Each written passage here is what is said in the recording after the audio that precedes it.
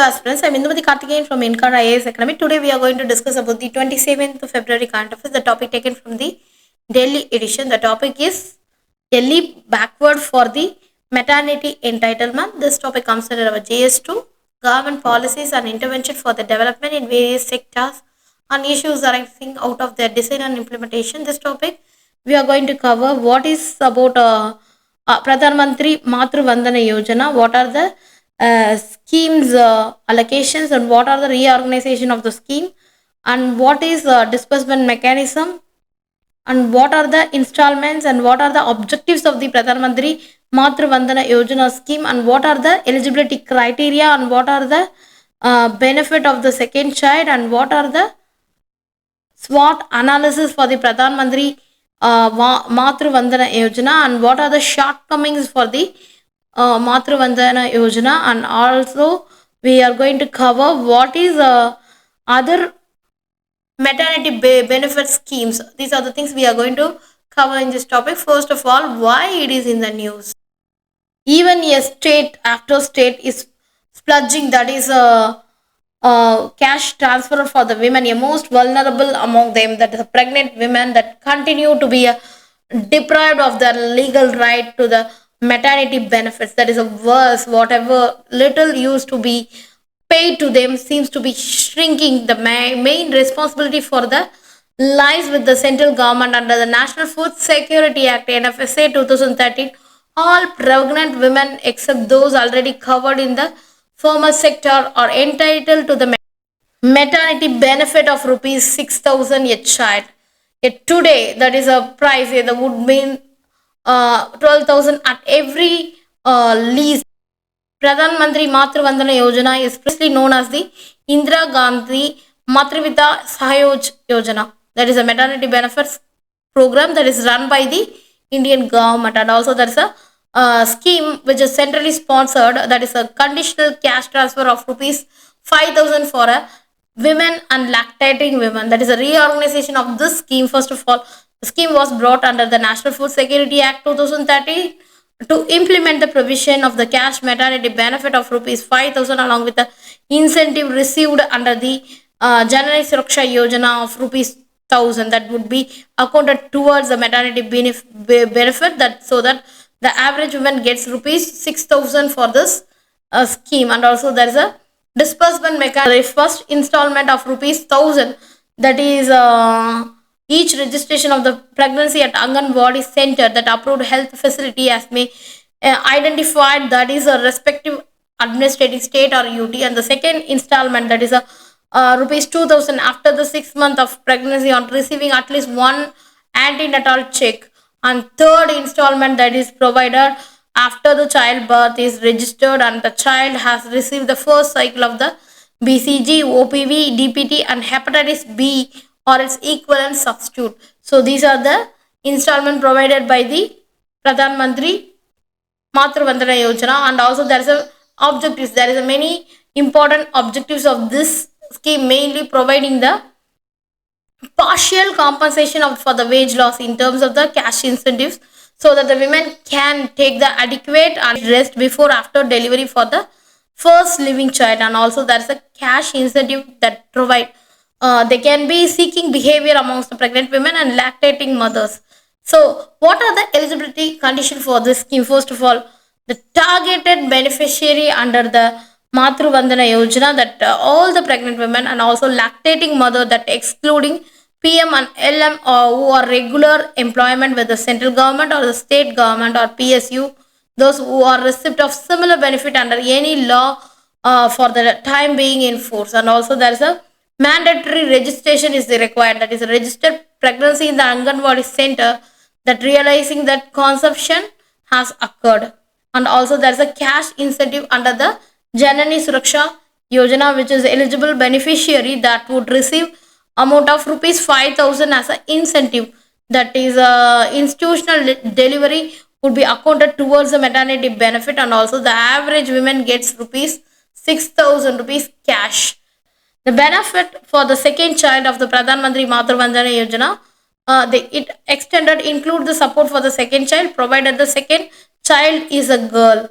And also there is a portal, that is a There is a portal that is includes the features such as face authentication technology, UIDA, and also proper verification for the eligible beneficiary. And also there is a SWOT analysis for the scheme. First of all, there is a top performing states, that is state Madhya Pradesh, Andhra Pradesh, Himachal Pradesh, and Dadra, Nagar Haveli, and Rajasthan are the top 5 state of UTs that country implementing the Pradhan Mantri Matru Vandana Yojana. And also there is a beneficiary coverage will be that is the inception of this scheme has benefited more than 3.11 crore women beneficiary. And also the amount, total amount disbursed was 14,000 crore.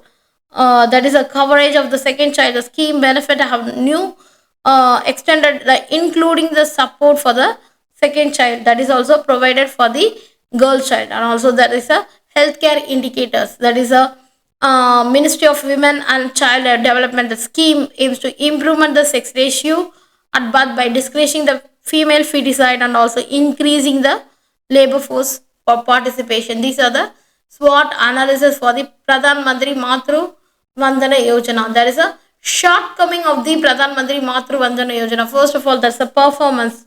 In 2011, the Pradhan Mantri Matru Vandana Yojana saw a drop in the number of beneficiaries. There is a stagnant growth. First of all, annual estimate of the targeted beneficiary by the government of India has remained the same over the years. And also exclusion error. Only 40% of the eligible population is covered under the Pradhan Mantri Matru Vandana Yojana scheme. It implies that there is an exclusion error at least 60% over the crowd since 2017. And also there is a clubbing budget allocation. There is a budget allocation for the Pradhan Mantri Matru Vandana Yojana has been reduced as it has been clubbed under the Samarthya, which was allocated 2005 22 crore. And also there is a Samarthya and also multi-sectoral approach. The approach in order to ensure good health and women, the same should be tackled and also multi-sectoral levels such as eradication of the child marriage, access of the contraceptives, and also the healthcare facility at all the levels definitely improve the scheme. And also there is a extending benefits for the maternity. The maternal, the government shall consider extending the benefit under the Pradhan Mantri Matru Vandana Yojana scheme to the second live birth. The imperative to include the second live birth under the maternity benefit cover, particularly women in the unorganized sector. And also the learning from the state. There is a state, the scheme Mamata, that is a stance of testament to an inclusive and efficient implementation of the maternity benefit. There is a many schemes for this maternity benefit. First of all, there is a Maternity Benefit Act 1961, that is it is cover women working establishment with 10 or more employees. And also the leave for this maternity is 26 weeks of paid leave with for 2 children and also 12 weeks for the third children. And also there is getting the benefits of leave for the miscarriage or medical termination of the pregnancy in 6 weeks, leave with the wages of the tubectomy for the 2 weeks, and also nursing that breaks up for a new mother until the child of 15 months old, and also the creche facility for the organization of 50 plus employees. And the second scheme is Pradhan Mantri Matru Vandana Yojana, that is a scheme which is giving the benefit of 5,000 rupees and 1,000 for the yearly registration, 2,000 for the alternate antenatal checkup, and also 2,000 for the first immunization of the child after the birth. So these are the main benefits. And also they can give the additional benefit of 1,000 from the Chennai Suraksha Yojana. Let's consider the Janani Suraksha Yojana, that is a scheme which will aims to promote the institutional delivery, because there is a rural area they can deliver in home, so the reducing the maternal and infant mortality, so they can suggest for the institutional delivery. The rural women 1,400 for the institutional delivery, for the urban they can get the 1,000 for the institutional delivery. The additional incentives for Asha worker who assisting for this process. So there is a women from the below poverty line families are getting benefited under the Janani Suraksha Yojana. And also there is a Indira Gandhi Matrivya Sayog Yojana, that is it's a Yojana that is mainly aimed to improve the maternal and child health by providing the financial assistant. And also there is a employment state insurance, that is a ESI scheme. The target is women working in the organized sector with the ESI coverage, that is a paid maternity leave for the 26 weeks, additional leave in the any complication occurred, if they can get the additional leave, and also free medical care for during the pregnancy. And finally, state specific maternity schemes, that is a schemes which will be provided by the Tamil Nadu, that is a Dr. Muthulashmi maternity schemes for rupees 18,000 for the female, and also Odisha, that is a Mamata scheme for the 5,000 for a rural women, and also Madhya Pradesh, there is a Sambal Yojana for unorganized workers. So there is a many schemes provided by the Indian government and also the state to get the better reliefment in the pregnancy. And also there is a many challenges. First of all, there is a lack of awareness with the people unaware of the benefits, and also there is a complex registration process. The application process requires a multiple documents including Aadhaar, that bank detail, childbirth registration, which can difficult to obtain by the rural people. And also there is a delay in the fund shortage, that is a government reports that audits indicate that a delay in the disbursement, so it will lead the many women not receiving the payment on the time.